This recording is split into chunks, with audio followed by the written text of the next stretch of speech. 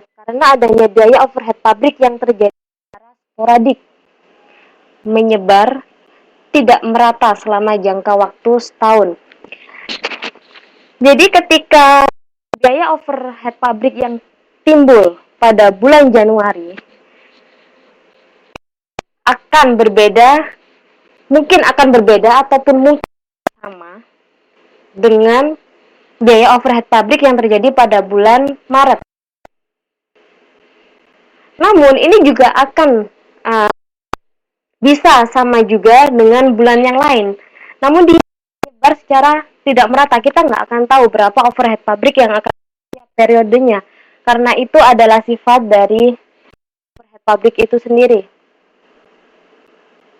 Kemudian alasannya karena biaya overhead pabrik tertentu seringkali secara teratur pada waktu-waktu tertentu. Ini contohnya seperti depresiasi. Jika kita menggunakan sistem garis lurus, maka tiap periode akan sama.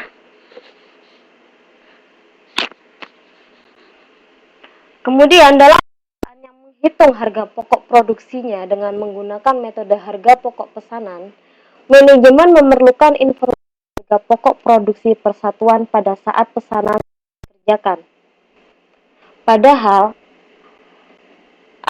elemen biaya overhead baru dapat diketahui jumlahnya pada akhir bulan. Suaranya timbul tenggelam. Aduh, gimana ini?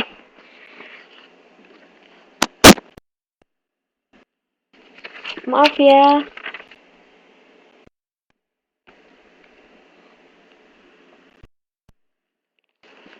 Masih tidak jelas ya? Tapi di sini untuk sinyal mikrofon saya baik-baik saja kok.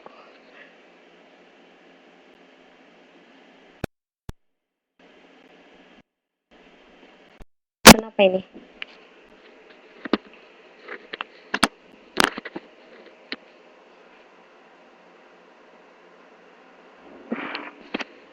Boleh nggak Mas Lastri kirim sinilah kopinya. Oke, saya lanjutkan ya. Ingat, kalau ada yang ingin ditanyakan, nggak perlu ragu untuk langsung bertanya.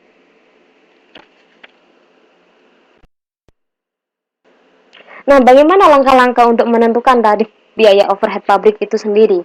Yang pertama, otomatis kita harus menyusun dulu anggaran biaya overhead pabrik. Setelah itu, kita bisa dasar pembebanan biaya overhead pabrik kepada produk. Itu nanti akan saya jelaskan di bukan sekarang. Apa maksud dasar pembebanan biaya dan juga tentang tarif dan juga dasarnya. Nanti akan saya jelaskan selanjutnya. Ini hanya perkenalan dulu tentang biaya overhead pabrik karena itu kurang sedikit penjelasan yang sedikit bisa yang mungkin lebih bisa dipahami. Jadi di sini saya menambahkan dari sumber. Nah, juga bagaimana menghitung tarif biaya overhead pabrik. Kalau bagaimana menghitung tarif biaya overhead pabrik itu nanti ada di buku, tapi saya akan jelaskan nanti di akhir.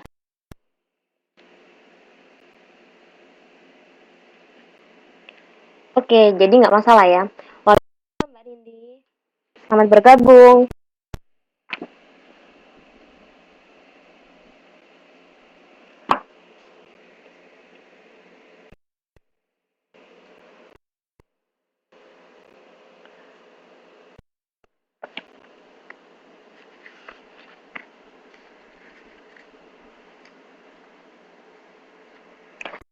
Selanjutnya tentang penyusunan anggaran biaya overhead pabrik.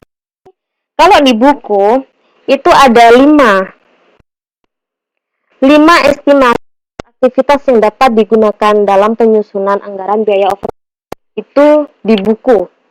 Tapi di sini yang penting ada 3. Pertama ya. Yang pertama adalah kapasitas teoritis. Yang kedua adalah kapasitas normal, dan yang ketiga adalah kapasitas sesungguhnya yang diharapkan. Untuk kapasitas teoritis, ini merupakan maksimum jumlah output atau produk yang diproduksi oleh suatu departemen atau pabrik. Jadi yang dijadikan patokan, yang dijadikan itu adalah jumlah produk maksimumnya. Nah, asumsi-asumsi yang dapat digunakan pada kapasitas teoritis ini adalah bisa dibaca juga di buku. Yang pertama, produksi dilakukan dengan kecepatan penuh. Yang kedua, tidak pernah terjadi kekurangan penjualan. Jadi, uh, apa yang diproduksi itu pasti akan bisa mencukupi kebutuhan untuk berapa yang akan dijual, atau permintaan pasar, berapapun permintaan pasar, kita akan bisa mencukupi. Kita menggunakan asumsi kapasitas teoritis. Nah, untuk selanjutnya, tidak pernah interupsi dalam produksi akibat perawatan mesin, pergantian pekerja, kesalahan, perubahan model produk, waktu setup mesin, dan libur.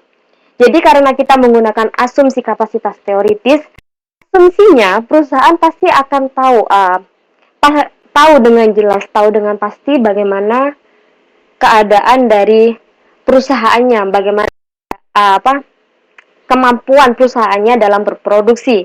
Jadi dia nggak pernah nggak ketinggalan, pernah terlewatkan untuk merawat mesinnya, sehingga suatu saat akan terjadi kerusakan mesin. Nggak akan pernah terjadi seperti itu jika perusahaan menggunakan kapasitas teoritis. Nah, untuk yang terakhir, pabrik beroperasi selama 24 jam sehari dan 7 hari seminggu. Nah, itu terlalu teoritis. Masa nggak perlu? Maaf ya, guyon. Biasa, kan teoritis. Kemudian yang kedua ada kapasitas normal.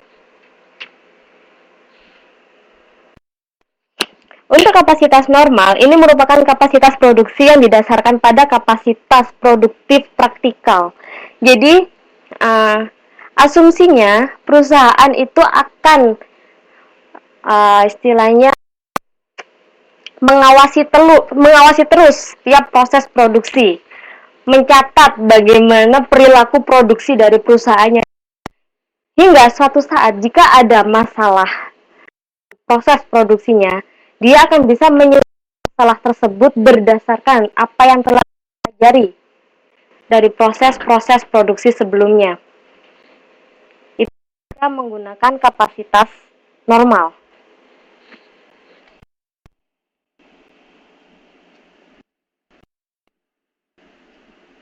Kenapa? Ada masalah apa? Maaf saya. Mbak, tolong kasih contoh untuk menentukan BOP secara simultan. Diskusi saya belum saya jawab karena gak mudeng. Terima kasih.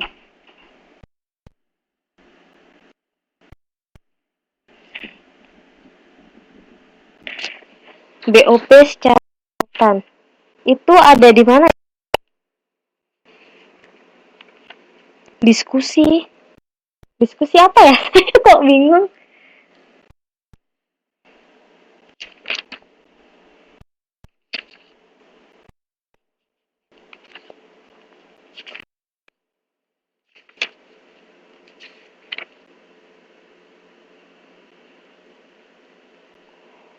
Oh gitu.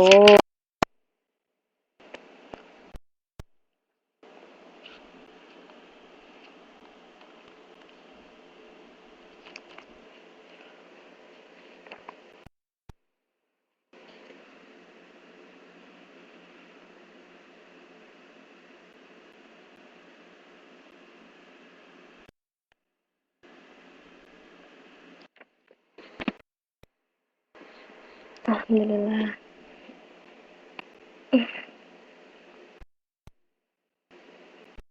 Kenapa kursor saya nggak jelas? Nggak gerak. Nanti saya posting di Facebook boleh nggak?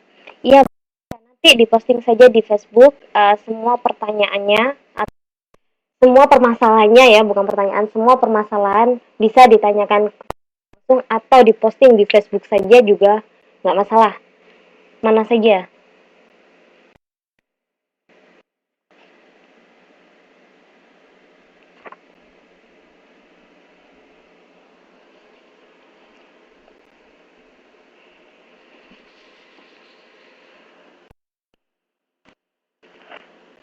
Saya lanjut. Oke. Untuk yang ketiga, kapasitas sesungguhnya yang diharapkan atau jika kalian melihat dalam modul itu yang kapasitas praktikal atau realistis. Untuk kapasitas sesungguhnya yang ini itu merupakan tingkat produksi maksimum yang dapat dicapai dengan asumsi berikut. Yang pertama, mempertimbangkan adanya interupsi dalam produksi. Kedua, tidak ada kekurangan penjualan. Jadi dia asumsi bahwa selama berproduksi dia selalu bisa memenuhi kebutuhan yang dibutuhkan, memenuhi pesanan yang masuk, dia bisa memenuhi semua. Asumsinya di sini ada mempertimbangkan adanya interupsi dalam produksi. Jadi interupsi di sini bisa diartikan sebagai masalah atau sesuatu yang terjadi selama proses produksi. Nah, kenapa dia di sini ada asumsi kapasitas sesungguhnya? Kan perusahaan dalam berproduksi itu pasti ada jumlah maksimum yang diharapkan atau targetnya. Nah, di sini perusahaan selalu berusaha untuk memenuhi target tersebut. Baik itu target untuk pemenuhan gudang maupun target untuk pemenuhan pasar. Jadi seperti itu. Oke, nanti untuk kesulitan dari Tuton bisa ditanyakan kepada saya. Atau kalau mau diskusi bisa menghubungi saya via Skype atau terserah apapun lah. Bisa saja. Kalau mau ngomong langsung ya.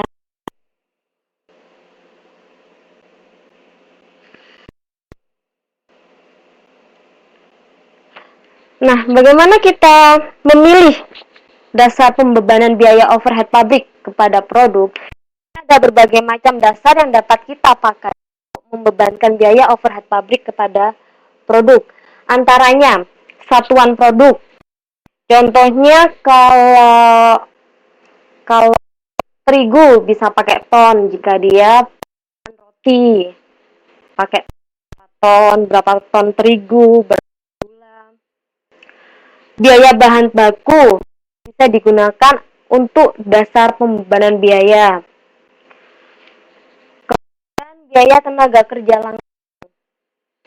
Selain itu, jam tenaga kerja langsung juga bisa dijadikan untuk dasar pembebanan biaya dan jam mesin yang terpakai. Nah, bagaimana cara menghitungnya? Itu nanti setelah saya jelaskan semua tentang biaya overhead pabrik ini.